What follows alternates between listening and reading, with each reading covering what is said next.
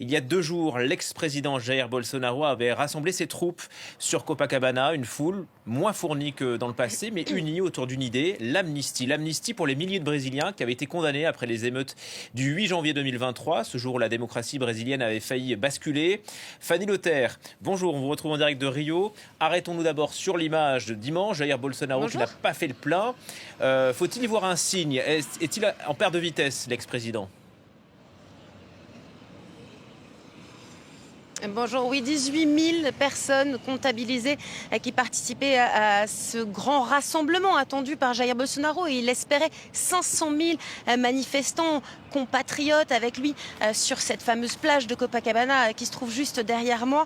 Il avait pourtant fait massivement appel à son réseau via les réseaux sociaux et finalement ça a fait plutôt un flop. Pourtant l'objectif de Jair Bolsonaro c'était de prouver au Brésil et au monde entier que les accusations de tentatives de coup d'État qui pèsent sur lui sont fausses, infondées et qu'il est en réalité victime d'une persécution politique. On l'écoute. Je serai un problème pour eux, que je sois en prison ou mort. Mais je laisse allumer la flamme de l'espoir pour la libération de notre peuple. Au final, le Brésil est un pays fantastique.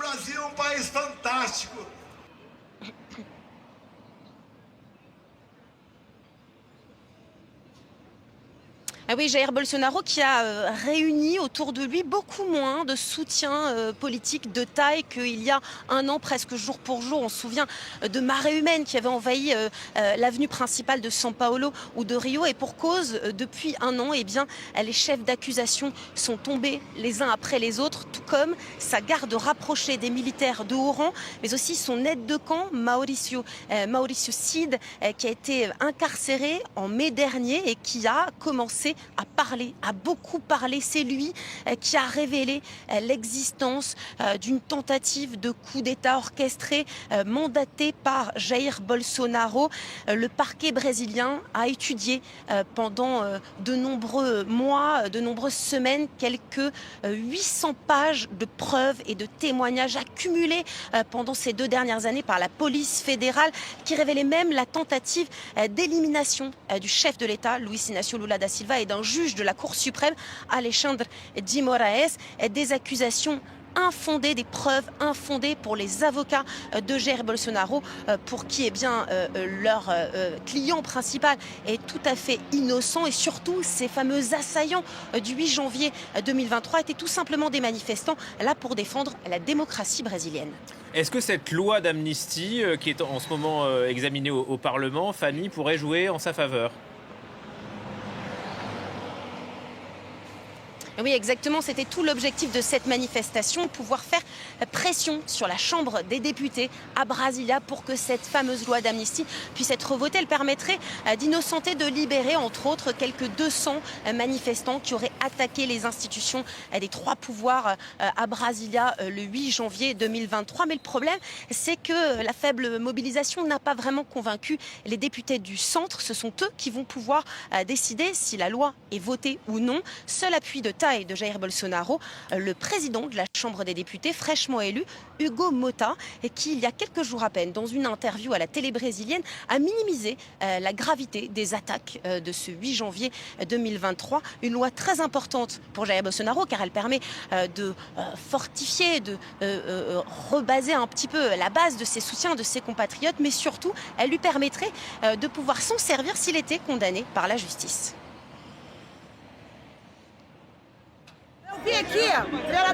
Je suis venue ici pour la démocratie, pour sauver nos frères qui sont à Papuda, le complexe pénitentiaire à Brasilia. Bolsonaro est notre président pour 2026 et je pense que son discours est parfait. Mettons fin à cette dictature et écartons le PT de notre chemin. Je suis ici aujourd'hui pour dénoncer la lâcheté dont sont victimes les personnes du 8 janvier. Oui, c'était un coup d'État, mais un coup de la gauche. Car c'est elle qui était responsable du palais présidentiel et qui a laissé faire en toute connivence des personnes innocentes qui cherchaient simplement à s'abriter et à se protéger du gaz et des bombes sont condamnées à 17 ans de prison. Cela doit cesser. Bon, un coup de la gauche, une tentative de coup d'État, la défense de la liberté d'expression. On a l'impression d'être à Washington, Fanny. Jair Bolsonaro, là, il marche vraiment dans les pas de Trump.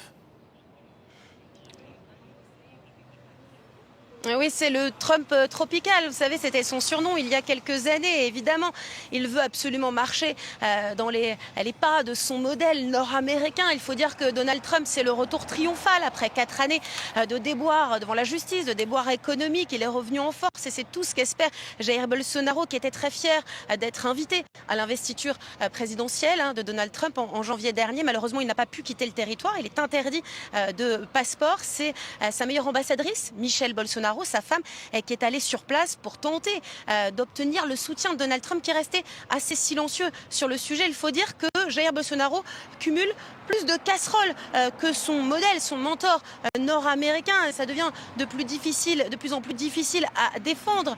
La prochaine échéance, c'est le 25 mars prochain. On saura si oui ou non un procès est ouvert contre Jair Bolsonaro. S'il est reconnu coupable de tentative de coup d'État, il risque jusqu'à 40 ans de prison. Alors d'ici là, son camp tente un coup de poker. Il faut voter à tout prix cette loi de l'amnistie, mais il faut aussi voter une autre loi, celle du casier vierge, qui permettrait de diminuer drastiquement la période d'inéligibilité. Jair Bolsonaro, qui est inéligible jusqu'en 2030, pourrait ainsi se présenter aux élections présidentielles de 2026. Et ça a toute son importance car il remonte face à un Lula en berne dans les sondages. Dernier exemple en date, il y a quelques jours à peine, dans l'état du Pernambouc, dans le nord du Brésil, le fief de Lula, le fief de la gauche, Jair Bolsonaro gagne 28%. C'est énorme, c'est du jamais vu. S'il y avait lieu demain des élections présidentielles au Brésil, face à Lula, Jair Bolsonaro remporterait haut la main dès le premier tour. Voilà la démocratie. Merci beaucoup, Fanny Lothaire, depuis